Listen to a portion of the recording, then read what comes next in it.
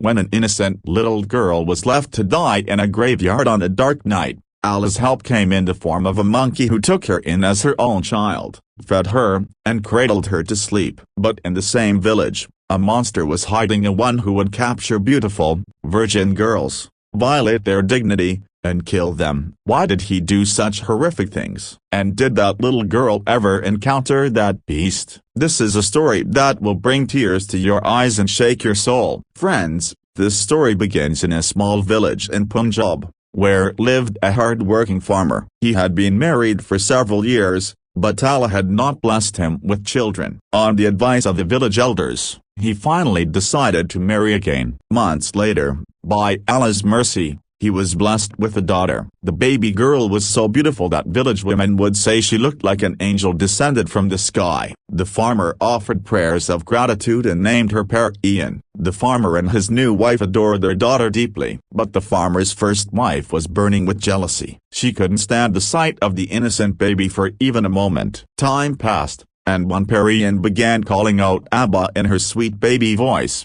It was as if burning coals were placed on the first wife's chest. The baby became a thorn in her side. While Ian's mother stayed busy with housework, the first wife worked in the fields alongside the farmer. One day, when Ian's mother went to a nearby shop, the first wife seized the opportunity. Quietly, she picked up the baby, walked through the fields, and made her way to an abandoned graveyard at the edge of the village. In her twisted heart, she believed that if she left the child in the graveyard, the wild animals would finish her off by nightfall, and the girl would be gone from her life forever. When she reached the old graves, without a shred of mercy, she threw the child on the ground and walked away. Ian lay among the bushes, shivering in fear, her tiny eyelashes wet with tears. She couldn't walk or talk, only cry and sob until she fell asleep out of exhaustion. They say little children are Allah's trust. Just like that, Ian had no idea what had happened to her. When she woke up, she began sobbing, calling Abba, Abba. But there was no one to hear. Hunger overwhelmed her fragile little body. Crawling and dragging herself, she slowly moved through the graveyard, heading toward a distant corner of the village, a place filled with ruins, thick trees, and ancient shrines. Eventually, she reached an old banyan tree, under which lived a monkey with her little ones. Near the tree stood a small, old hut that belonged to a fakir named Baba Muki, who was away in a nearby town for his daily begging. The monkey was his companion and lived with him like family. As soon as the monkey heard the cries of the little girl, she climbed down and gently cradled Ian in her arms. The baby cried for her Ami and Abba, but the monkey, like a true mother, picked soft fruits, extracted their juice, and gently placed it on the baby's lips. Ian began to feel comfort. The monkey groomed her hair, caressed her cheeks, and rocked her like a real mother would. Eventually, the little girl fell asleep peacefully in the monkey's lap. For days, the monkey mothered her, feeding her, shielding her from heat and dust, and keeping her safe. When Baba Mukim returned, he found the monkey wrapped protectively around a human child. Surprised, he gently took the girl in his arms and asked, "Who are you, my child?" But she was too young to respond. He bathed her with love, fed her, and gave her a Nunami and Noreen, because her face shone like moonlight. Noreen began playing around the hut with the monkey's babies, playing with twigs and leaves. The monkey never left her side, feeding her fruits, making soft beds for her, and when hungry, giving her cow's milk from a cow that Baba Mukim kept. As Noreen turned 6, she started calling the fakir Babaji and considered the monkey her mother. Babaji spent his days in prayer, and Noreen began learning from him, growing under his shadow with love, manners, and faith. By the time she turned 15, Noreen's beauty and innocence radiated like light. Whoever saw her was captivated. Birds,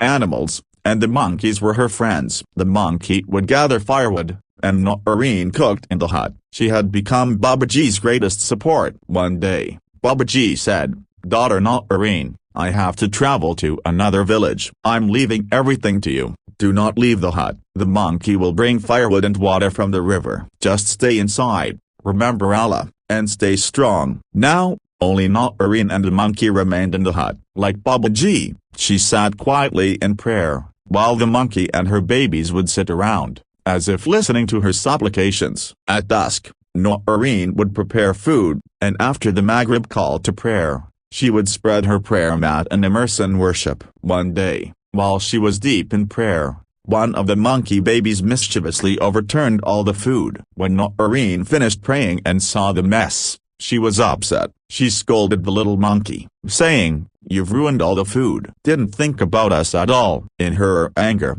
she gave the monkey a light slap. The monkey baby, now angry, poured water into the clay stove, extinguishing the fire. Noreen grew anxious and murmured, "Oh Allah, what now?" The wood is wet and won't burn. The whole day passed and Noreen, the monkey, and her babies remain hungry. The mischievous monkey began to feel remorseful, thinking, "If only I hadn't put out the fire, we wouldn't be starving." As night fell, Noreen decided to step out in search of help. Just outside the hut, in the distance, she noticed smoke rising from another old shanty. She hurried toward it, hoping someone had lit a fire. The hut belonged to a terrifying old woman, known in the village as a witch-like figure. Her strong, brutal son also lived there, infamous for his ability to sniff out a human like an animal. As soon as the old woman saw Noreen, her eyes filled with greed. She thought, "If only my son was here, tonight we'd have the perfect prey." But since he wasn't home, she planned to stall Noreen with sweet words. "Come, child,"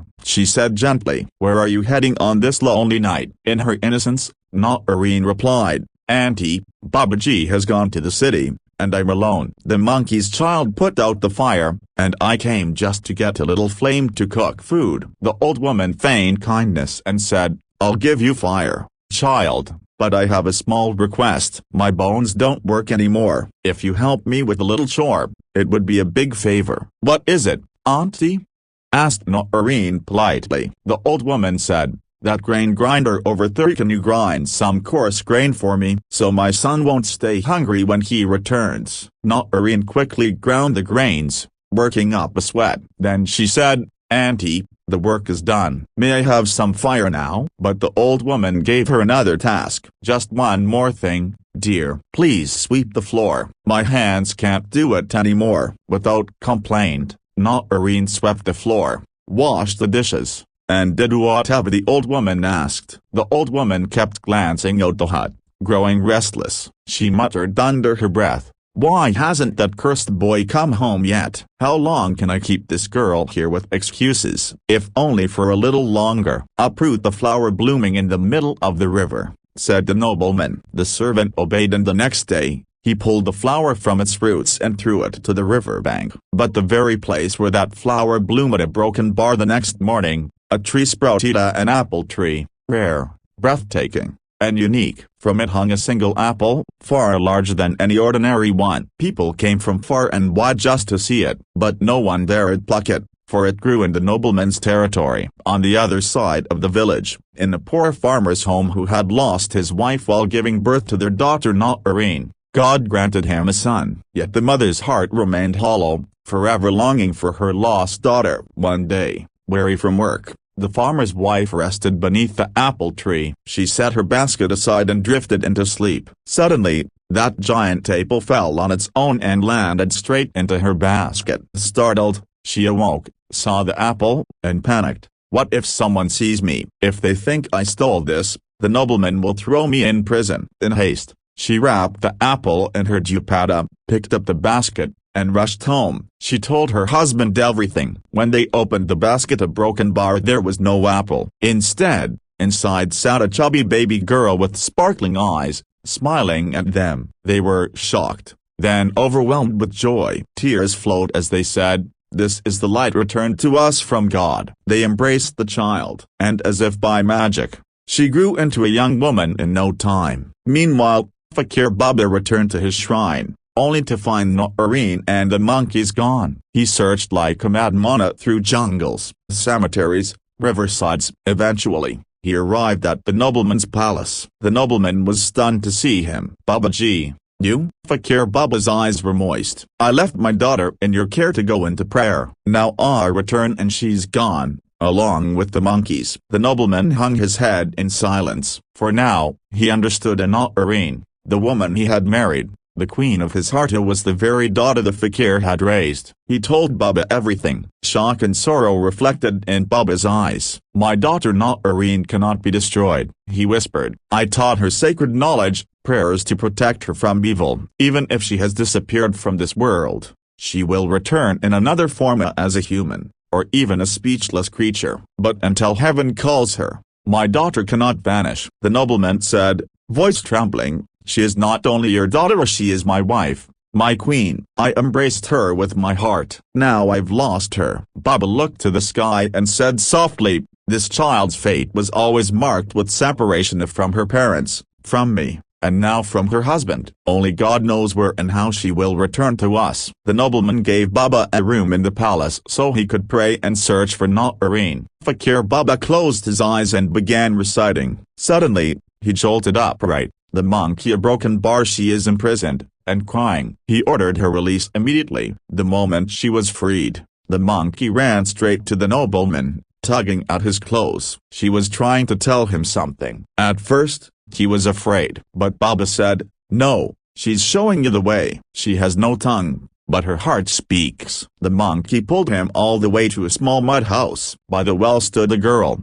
filling water. The nobleman's heart skipped a beat as she looked just like Noreen. But before he could approach, the girl disappeared inside. The monkey began knocking at the door. The farmer's wife came out. The nobleman said with a shaky voice, "The girl who just entered the broken bar, she is my wife." The woman smiled. "Sir, she is our daughter." "How could a queen live in a poor man's hut?" The nobleman fell silent. He lowered his eyes and turned to leave. But the monkey suddenly leapt inside the hut. With teary eyes, the woman whispered, "That means a broken bar. You were right. She is your queen, and also my beloved daughter." She hugged her and cried, as if years of longing were washing away in tears. She gently asked, "Will you return to the palace now, my child?" Noreen lowered her gaze. "Mother, if the nobleman finds out I'm just a farmer's daughter, broken bar, will he still call me his queen?" Just then, there was a knock on the door. They opened it. Fakir Baba and the nobleman stood outside. The moment Noreen saw her Baba, she forgot everything else, ran into his arms, and cried, "I couldn't live without you, Baba. I missed you so much." He placed his hand on her head and smiled. "Daughters look best in their in-laws' homes. Look, your husband has come to take you." The nobleman stepped forward. "My beloved queen, I finally found you with the help of your dear monkey." Noreen smiled through her tears. Everything was finally falling into place. They returned to the palace. There, the nobleman held a special court. Ministers, guards, both wives, and attendants were present. He declared, "Our elder wife shall be punished for her deceit, conspiracy, and jealousy. We trusted her, but she betrayed us." He ordered the guards to punish her with lashes, and then she was thrown into the palace dungeon. Now, Noreen was restored as queen. She brought Fakir Baba into the palace to live with them, and the monkey, her sole companion, was kept forever close. A farmer's daughter,